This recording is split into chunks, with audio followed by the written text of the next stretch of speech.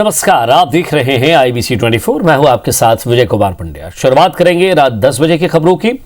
केंद्रीय जल आयोग से मंजूरी मिलने के बाद राज्य सरकार एक और बोधघाट परियोजना की सर्वेक्षण और DPR तैयार करने में जुटी हुई है, तो दूसरी ओर परियोजना को लेकर विरोध के स्वर तेज हो चले हैं। सर्व आदिवासी समाज ने सरकार से प्रोजेक्ट बंद करने की मांग की है, साथ ही ऐसा नहीं होने पर आंदोलन की चेतावनी दी है। हालांकि सीएम भूपेश बघेल ने विरोध करने वालों को आदिवासी विरोधी बताया और पूछा कि उनके पास कोई वैकल्पिक व्यवस्था हो तो जरूर बताएं।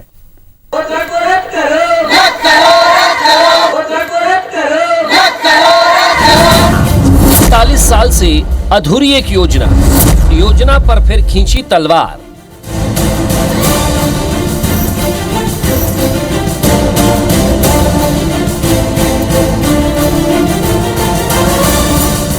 दंतेवाड़ा के हिताल कुडुम गांव में 5000 से अधिक आदिवासी 12 साल के अंतराल में होने वाले देव उत्सव में शामिल होने पहुंचे थे। 3 दिवसीय उत्सव में 19 पंचायतों के 56 गांवों के ग्रामीणों ने एक बैठक बुलाई, जिसमें शामिल आदिवासियों ने एक सुर में बस्तर में प्रस्तावित बोधघाट परियोजना का विरोध किया।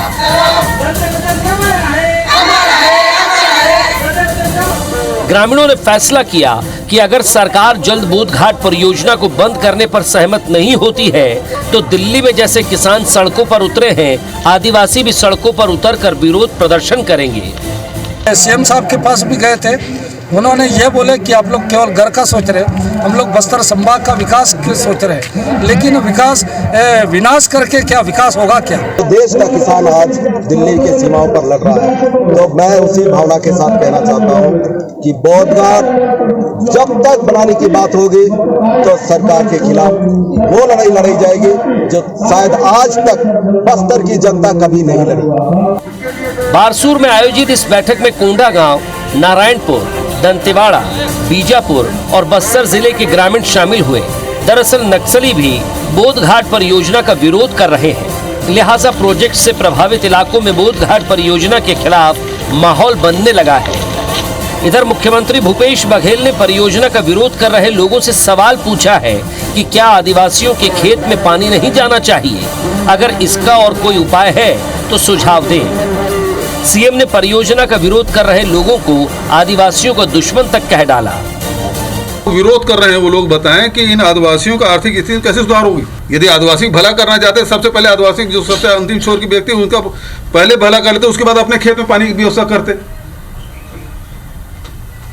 तब तो माना जाता है आदिवासी खेत ऐसी है। ये आदिवासी भला करने वाले लोग नहीं है। यदि आदिवासी भला करना चाहते हैं तो बताएं मुझे कि उनकी आर्थिक स्थिति कैसे सुधरेगी। बोधघाट परियोजना को लेकर सीएम के बयान पर विपक्ष ने तंज कसा है कि सरकार के पास पैसा कहां है कि वो योजना को पूरा कर सकेगी। कांग्रेस के ही सरकार में बोधघाट परियोजना को लेकर के जो सर्वे हुआ उस समय, और सर्वे होने के बाद में ये अंततः उसमें निष्कर्ष आया कि ये शायद संभव नहीं है, क्योंकि जितने उसमें फायदा होगी उससे ज़्यादा उसकी लागत आ रही है। जिसने बस्तर जीता उसने प्रदेश जीता। सियासी तौर पर हर दल इस बात को समझता है, इसके लिए सरकारें खुशहाल बस्तर का सपना देखती दिखाती आई है। ये भी कड़वा सच है कि अपार संभावनाओं के बाद भी बस्तर में इंद्रावती नदी पर कोई बड़ी परियोजना आकार नहीं ले पाई, जबकि साल 1979 में ही बोधघाट जल विद्युत एवं सिंचाई परियोजना का सपना राज्य सरकारों ने देखा है। मौजूदा सरकार भी इसे हर हाल में पूरा करने का प्रण ले चुकी है। खुशहाल बस्तर के लिए इस महत्वाकांक्षी परियोजना से जुड़े कुछ बड़े सवाल हैं। आखिर इस योजना का विरोध क्यों है? क्या इसे ठीक से आदिवासियों को समझाया नहीं जा सका है? क्या इसका विरोध कोरा सियासी नफे नुकसान से जुड़ा है? और सबसे बड़ा सवाल यह है कि क्या इस बार सरकार का प्रण इसे पूरा कर पाएगा? जगदलपुर से नरेश मिश्र के साथ राजेश मिश्रा, IBC 24, रायपुर।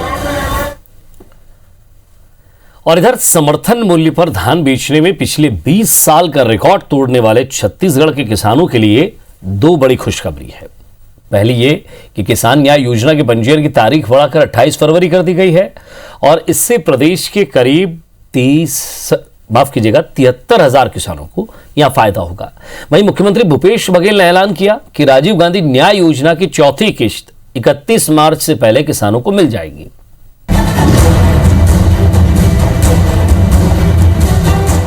1 दिसंबर से 29 जनवरी तक यानी 60 दिनों में छत्तीसगढ़ की सहकारी मंडियों में रिकॉर्ड तोड़ धान बेचा गया। इससे प्रदेश के 20,58,000 किसानों से धान की खरीदी कर उनके खाते में 17,322 करोड़ रुपए भी गए। जाहिर है खेती के प्रति किसानों का रुझान बढ़ा है। सरकार भी किसानों को लेकर संजीदा है और उनकी पुरानी मांगों को पूरा करते हुए किसान न्याय योजना के पंजीयन की तारीख बढ़ाकर 28 फरवरी कर दी है, जिसका फायदा प्रदेश के उन 73,000 किसानों को होगा जिनका पंजीयन नहीं हुआ था। इधर मुख्यमंत्री भूपेश बघेल ने भी ऐलान कर दिया है कि राजीव गांधी किसान न्याय योजना की चौथी किश्त 31 मार्च से पहले किसानों को मिल जाएगी। पहली किस्त राजीव जी के शहादत दिवस 21 मई के, दूसरा किस्त राजीव जी के जयंती 20 अगस्त के, 21 मई 20 अगस्त, और तीसरा किस्त दिन 1 नवंबर के राज्य स्थापना दिवस के। तीसरा किस्त मिले, चौथा किस्त 31 मार्च के पहले सब किसान के खाता में पहुंच जाएगी। राजीव गांधी किसान न्याय योजना पूर्णतः किसानों को प्रोत्साहित करने के लिए और उनको मदद करने के लिए है। इधर धान खरीदी बंद होने के बाद अब सेंट्रल पूल में चावल लेने को लेकर केंद्र सरकार और प्रदेश सरकार के बीच तनातनी जारी है। भूपेश बघेल ने कहा है कि पहले वे केंद्र तक जाएंगे और फिर केंद्र चावल नहीं खरीदता है तो जनता के बीच जाएंगे। वहीं भाजपा सरकार को उसके चुनावी वादों को लेकर कोस रही है। Bureau report, IBC 24। बेंड्रा के 2 दिन महोत्सव यानी कि अरपा महोत्सव का आज मुख्यमंत्री भूपेश बघेल ने समापन किया। इस मौके पर उन्होंने कहा कि अरपा महोत्सव के स्वरूप का और उसके विस्तार का आगे भी बढ़ावा करेंगे। मुख्यमंत्री ने कहा कि पेंड्रा गौरेला मरवाई जिले के विकास के लिए पूरा सरकारी तंत्र ताकत से लगा हुआ है। उन्होंने जिले को करोड़ों रुपए के विकास कार्यों की सौगात भी दी। मुख्यमंत्री ने यह भी कहा कि हर साल पेंड्रा में अरपा महोत्सव मनाया जाएगा। कार्यक्रम में भिलाई पुलिस बैंड ने देशभक्ति गीतों की प्रस्तुति देकर समा बांध दिया। मुख्यमंत्री भूपेश बघेल ने पेंड्रा में 50 लाख की लागत से प्रेस क्लब भवन और लाइब्रेरी का भूमि पूजन किया। उन्होंने कहा कि यहां से सप्रे जी ने हिंदी का पहला अखबार निकालकर पत्रकारिता की शुरुआत की और पत्रकारिता का सम्मान उनकी स्मृति में प्रेस क्लब भवन बनाकर किया गया है।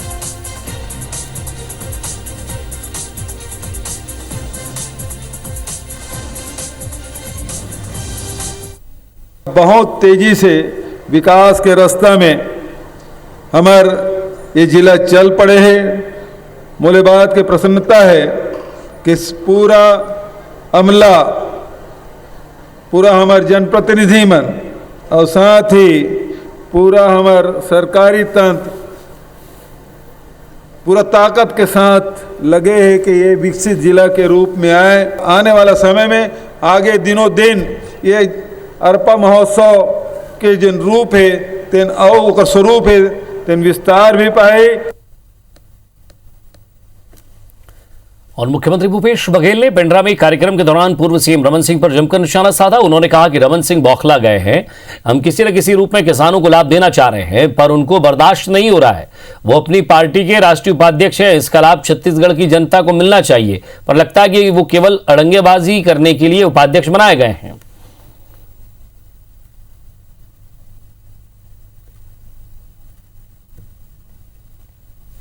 रमन सिंह जी बखलाए हुए हैं कि आखिर छत्तीसगढ़, वो रमन सिंह जी अपने समय में न 2100 रुपये क्विंटल में धान दे पाए न 300 रुपये बोनस दे पाए। आज हम किसी न किसी रूप में किसानों को लाभान्वित कर रहे हैं, उसको बर्दाश्त नहीं हो पा रहे हैं। तो वो तकलीफ है। मैंने चिट्ठी दिखाई कि रमन सिंह जी किस प्रकार से अपनी सरकार को चिट्ठी लिखते थे कि चावल जमा करने के लिए अनुमति दी जाए, इतना रेट देना चाहिए, ये सारी बातें उसमें लिखी हुई है।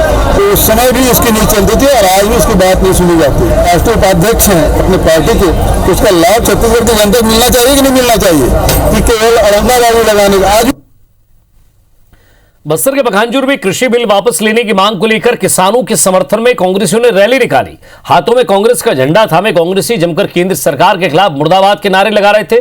कांग्रेसियों की रैली के दरमियान एक युवक ने प्रधानमंत्री जिंदाबाद और राहुल गांधी मुर्दाबाद के नारे लगाते हुए कांग्रेसियों के साथ गाली गलौज की। इससे नाराज कांग्रेसियों ने उसे जमकर पीट दिया।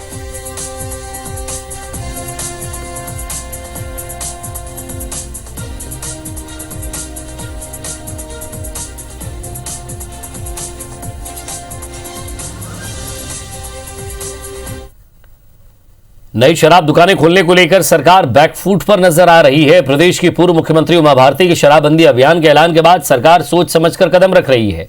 यही वजह है कि नई आबकारी नीति को 3 माह के लिए टालने का विचार किया जा रहा है। प्रदेश में नई आबकारी नीति 1 अप्रैल की बजाय अब 1 जुलाई से लागू करने की तैयारी है।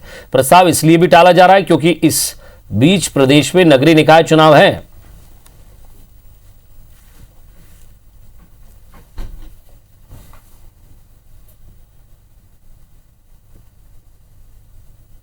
सरकार की अपनी सभी जो परिस्थितियां रहती हैं उस हिसाब से ही सब निर्णय लिए जाते हैं। किसी चुनाव को दृष्टिगत रखते हुए भारतीय जनता पार्टी की सरकार कोई निर्णय नहीं लेती, क्योंकि जनता के बीच हमारे कार्यक्रम, हमारा विकास इतना समुचित है और जनता में हमारी इतनी लोकप्रियता है कि हमें चुनाव को लेकर किसी निर्णय को बदलना पड़े या उसको रोकना पड़े, ऐसी कोई बात नहीं है। मध्य प्रदेश की शिवराज सरकार ग्रामीण क्षेत्रों में हर घर में नल से पेयजल पहुंचाने में जुटी हुई है। जल जीवन मिशन के तहत ग्रामीणों को 60 रुपए के शुल्क पर महीने भर नल से पानी का शुद्ध पानी मुहैया कराने की योजना पर काम किया जा रहा है। 2030 तक प्रदेश के हर गांव में, हर घर में नल जल योजना के तहत पानी पहुंचाने का लक्ष्य है।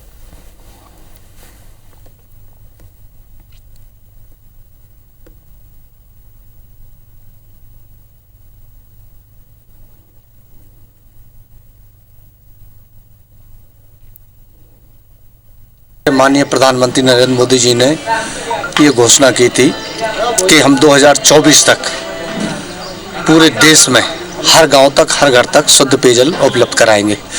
तो उसी के तहत हमारे मध्य प्रदेश में जल जीवन मिशन के तहत हमने जो लक्ष्य रखा है, प्रशासन के साथ में, अधिकारियों के साथ में बैठ के हमने ये तय किया है।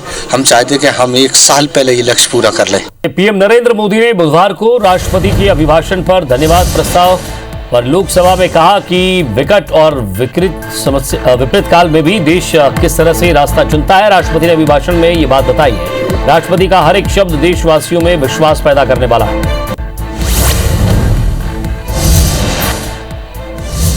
पीएम नरेंद्र मोदी ने कोरोना को लेकर कहा कि भगवान की कृपा से हम सब बच गए। डॉक्टर और नर्स भगवान का स्वरूप लेकर आए, सफाई कर्मी और स्वास्थ्य कर्मी भगवान के रूप में बने। कोरोना काल में हमने खुद के साथ दुनिया को भी संभाला। हमें अब मजबूत प्लेयर के रूप में उभरना है। पीएम मोदी का राष्ट्रपति के अभिभाषण पर जवाब देने के दौरान कांग्रेस ने संसद में जमकर हंगामा किया। इस बीच पीएम ने कहा, कानून लागू होने के बाद एमएसपी पर खरीद बढ़ी है। उन्होंने कहा कि सोची समझी रणनीति के तहत हंगामा किया जा रहा है। पीएम ने कहा कि किसानों के फायदे के लिए ही तीनों कृषि कानून बनाए गए हैं।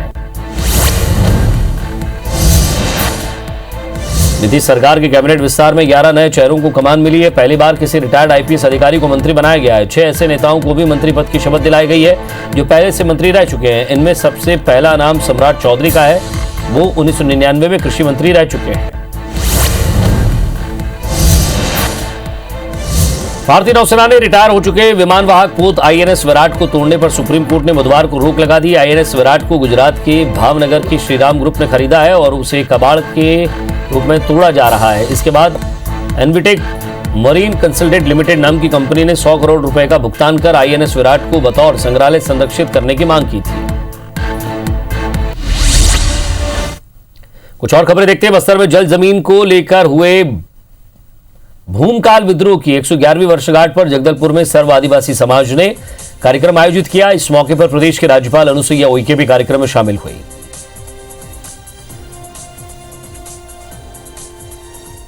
ये मैंने उनसे कहा कि ये समाज को जागरूक होने की जरूरत, उसका मिसयूज ना करें लोग। अगर ये सीधे साधे बोले, मालूम है कितने लड़कियों के साथ बाहर गायब हो गई है, कितनी चीजें। मुझे अगर इनको ये समाज के सामने नहीं बोलूंगी तो कौन ठीक करेगा। किसानों की आय दोगुनी करने के शोरगुल के बीच कई किसान ऐसे भी हैं जो मेहनत लगन के साथ साथ कुछ नया प्रयोग करने पर आमादा हैं और अपनी आमदनी भी बढ़ा रहे हैं। जबलपुर के किसान सुभाष भाटिया ने भी ऐसी ही मिसाल पेश की। सुभाष भाटिया ने अपनी 7 एकड़ जमीन पर बांस का जंगल तैयार कर दिया है। टमाटर की खेती में नुकसान होने के बाद किसान को यह आइडिया आया। उन्होंने 50 से ज्यादा किस्म के बांस का उत्पादन किया। इसमें से कई किस्में ऐसी है जिनका बड़े पैमाने पर फर्नीचर, दवाइयाँ, साबुन, अगरबत्तियाँ बनाने में इस्तेमाल होता है। अब सुभाष दूसरे किसानों को भी बांस की खेती करने की सलाह देते हैं, साथ ही हर तरह से सहायता करते हैं। सुभाष बांस का बम्पर उत्पादन कर उसे बाजार में अच्छी कीमत पर बेचते हैं। सुभाष भाटिया ने वैल्यू एडिशन करते हुए अपने खेत के पास बांस से अगरबत्ती बनाने का कारखाना भी शुरू कर दिया है, जो आज आसपास की सैकड़ों महिलाओं को रोजगार दे रहा है। 40,000 से 80,000 केजी जो है पर एकड़ पर ईयर का प्रोडक्शन जो है एक लैंडमार्क बनाया है हमने। इसका सिस्टम डेवलप किया है और वैरायटियां हम छांट के लाए हैं जिसकी वैल्यू एडिशन हो सकती है। अदरवाइज नहीं तो हमारा इंडियन बैम्बू तो कहीं पे ना बिकता था ना उसका वैल्यू एडिशन। सिर्फ पेपर बनाने के अलावा या टोकनी बनाने के अलावा तो कोई काम होता नहीं था। हमारे यहाँ कम से कम 50-60-70 लेबर करती है। बहुत अच्छा लगता है, बहुत अच्छा फील होता है कि इतने पास में मिलना और इतना अच्छा काम, ना कोई परेशानी ना कोई दिक्कत, फुल सुविधा हमें। बहुत अच्छा है यहाँ पे। हम लोग लॉकडाउन से समझ लो मैं यहीं पे आ रही हूँ, मुझे बहुत अच्छा लगा। अंकल जी का स्वभाव भी बहुत अच्छा है। जैसे अगरबत्ती में यूज़ किया जा रहा है, फर्नीचर बनाने में इस बांस का उपयोग किया जा रहा है। इसको देखते हुए अगर ऐसा इसका उपयोग होता है और तो इसमें वास्तव में किसान की आमदनी बढ़ेगी और किसानों को लाभ मिलेगा। छत्तीसगढ़ के दुर्ग जिले के पाटन में होने वाले खेल मड़ई को भव्य रूप से आयोजित किया जाएगा। इसके साथ ही हर साल होने वाले गोंडवाना कप टेनिस टूर्नामेंट का आयोजन भी भव्य रूप से किया जाएगा। छत्तीसगढ़ ओलंपिक संघ इन दिनों आयोजन के लिए अपनी ओर से पूर्ण सहयोग देगा। बुधवार को रायपुर के इंडोर स्टेडियम स्थित छत्तीसगढ़ ओलंपिक संघ के कार्यकाल में कार्यपरिषद की बैठक संपन्न हुई, जिसमें इन दोनों एजेंडों पर चर्चा हुई। इसके अलावा बैठक में 7 एजेंडे और भी रखे गए थे। इसके अलावा west zone national athlete championship के आयोजन पर भी चर्चा की गई। छत्तीसगढ़ ओलंपिक संघ की नई बॉडी के गठन के बाद कार्यालय के सुचारू संचालन के लिए अनुभवी स्टाफ की नियुक्ति करने का फैसला भी किया गया है।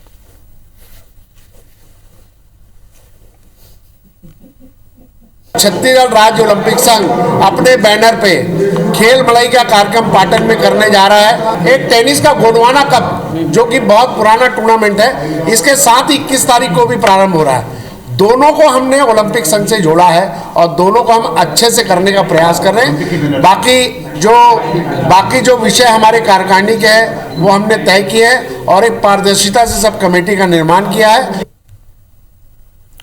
और वैलेंटाइन डे वीक की शुरुआत हो गई है। प्यार का ये त्योहार सिर्फ एक दिन तक ही सीमित नहीं रहता, बल्कि इस पूरे सप्ताह इसे मनाया जाता है। रविवार को वैलेंटाइन वीक की शुरुआत हो गई, जो 14 फरवरी तक चलेगा। वैलेंटाइन वीक में कौन से दिन कैसा तोहफा देना है, इसके लिए तारीख निर्धारित है। इसलिए इस बार एक नया ट्रेंड देखने को मिल रहा है। लोग पहले से ही पूरे हफ्ते भर के लिए गिफ्ट पैक कर रहे हैं।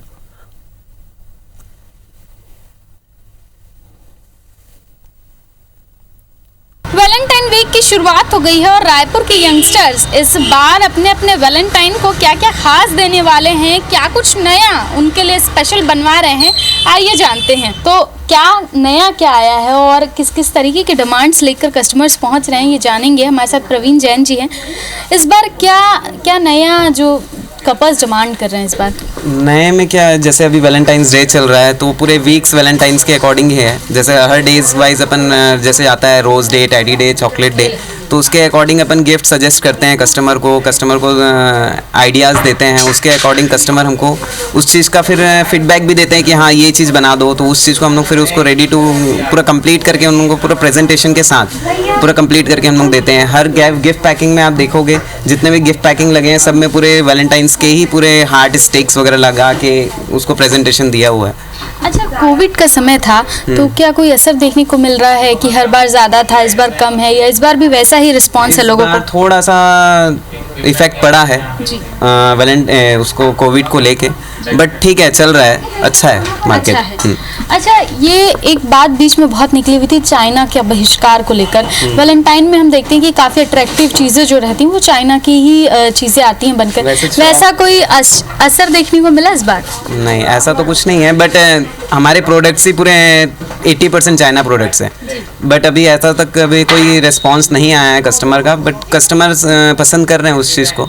अलग अलग चीज़ें आई हुई हैं बाजार में और इस बार कहीं ना कहीं कोविड का थोड़ा असर तो दिख रहा है, लेकिन वैलेंटाइन वीक जैसे हर साल मनाया जाता था वैसे ही मनाया जा रहा है। कैमरामैन नवीन मार्कंडे के साथ प्रिया पांडे, IBC 24 रायपुर। तो दुनिया भर में मोहब्बत का पैगाम देने वाला वैलेंटाइन वीक को लेकर राजधानी भोपाल में भी खासा उत्साह और शहर की गिफ्ट शॉप एक बार फिर गुलजार हो गई है। प्रेमियों के लिए आकर्षक गिफ्ट की भरमार है। दुकानदार इस बात को मान रहे हैं कि बाजार की रौनक के पीछे वैक्सीन एक बड़ी वजह है। लोगों में एक उत्साह और पॉजिटिविटी देखने को मिल रही है। एक कठिन दौर के बाद अब लोग खुलकर खरीदारी कर रहे हैं और प्यार का इजहार कर रहे हैं।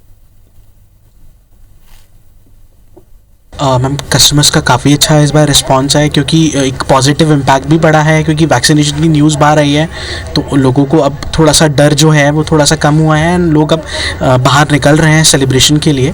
और रही बात वैलेंटाइंस वीक को रिलेटेड लेकर, उसमें मेरे पास काफ़ी अच्छे प्रोडक्ट्स अभी आए हुए हैं मैम। और इसी के साथ फिलहाल इस बुलेटिन में इतना ही। नमस्कार।